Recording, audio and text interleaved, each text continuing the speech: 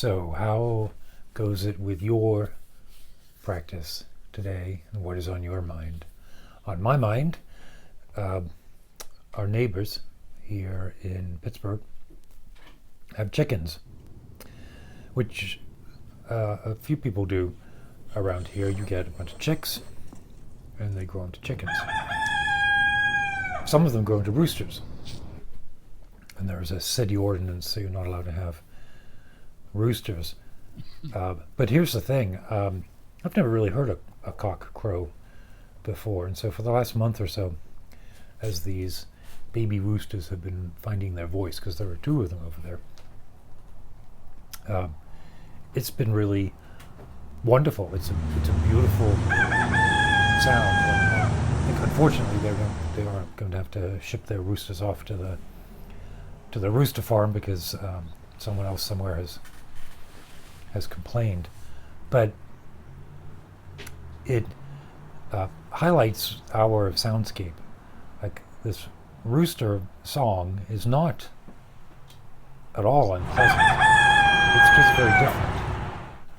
And it is, comparably speaking, not even as loud as my air conditioning unit outside. If I'm sitting in the back with the rumble of the air conditioner and then the melodious caw of the rooster. And certainly if a big truck goes by, I mean, we live in Pittsburgh, we live in the east end of Pittsburgh on a main thoroughfare.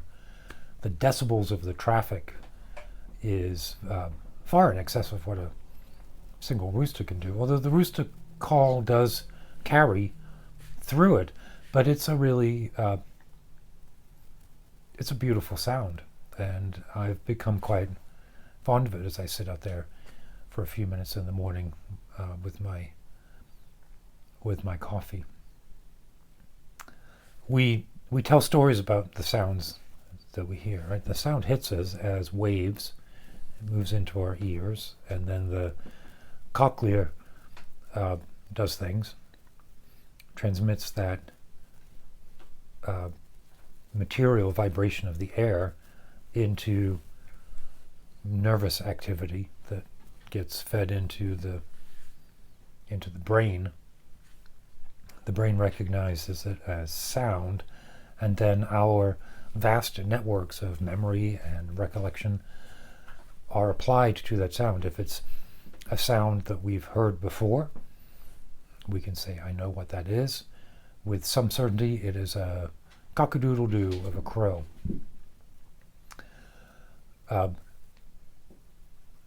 But that's a prediction, right? It's a prediction of what we think it is. It could be a recording of a rooster. It could be a cow that sounds like a rooster. It could be something that sounds similar to a rooster but is quite different from a rooster. And not until we hear it again or see the source or get additional information can we really verify the prediction that that is actually a rooster. The identification of the sound comes after the emotional valence that we apply to it. So, for example, someone is hearing that sound and thinking, that's against the rules. I don't like hearing a cock crow in the city. I'm going to call the mayor's office and lodge a complaint, or whatever they do. That antipathy is caused by the touch of the sound against this network of our phenomenal interaction with the world. It's why music is so powerful, because the songs that we know, or the melodies that we are familiar with, or that sound like songs that we know or melodies that we're familiar with, trigger an enormous amount of nonverbal reaction,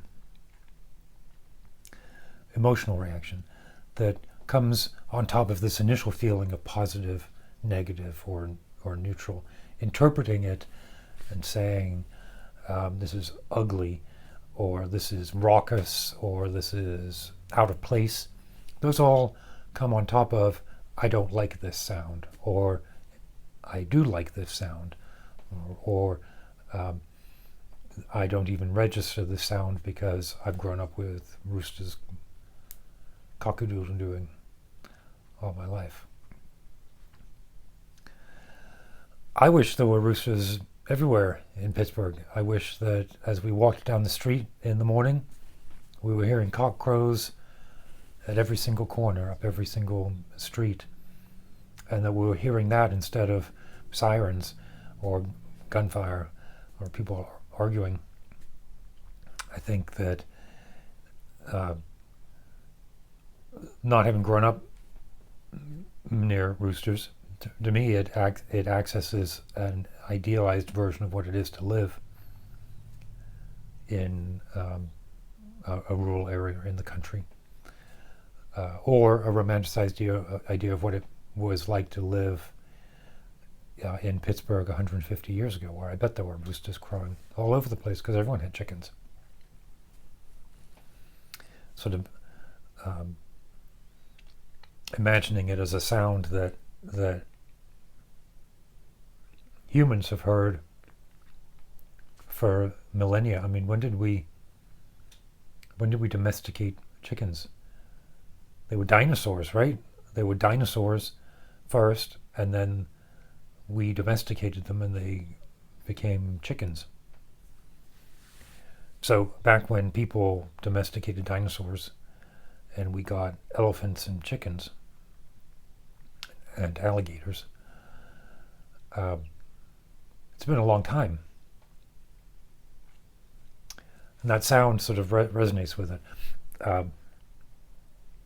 Some of the music that I write tries to recreate that. It's music written, but particularly the electronic stuff, particularly this recent stuff that I've been working on, not yet released, the Barnhouse Lacunae, deliberately intended to sort of touch the points in the brain that trigger memory, even for sounds that you haven't heard yet.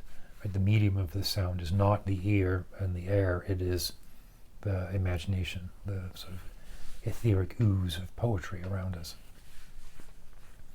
And I think it's good to have companion ideas in our mental geography, like the sound of a rooster, or like a poem that's been memorized that accompanies us as we interact with different situations, different landscapes, different people, different sounds, different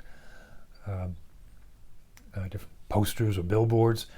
We don't ever see just the object, we see it through these ideas. And why not populate that filter with beautiful ideas or rich ideas or profound ideas that sort of cultivate a poetic way of experiencing the world? Why wouldn't we do that? Why wouldn't we want roosters crowing when a rooster crowing is a profoundly human sound? Don't get me wrong, I love the sound of a semi-articulated lorry trundling down the road. It's got a sort of futurist vortex to it that is quite wonderful. And in counterpoint, the chicken in the truck is awesome.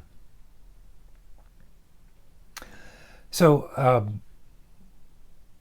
what sounds do you hear in your soundscape? If you were to sit down and map out what you hear in the morning, drinking coffee or tea, or your morning routine, what are the sounds that punctuate the room that you're in, or the space that you're in?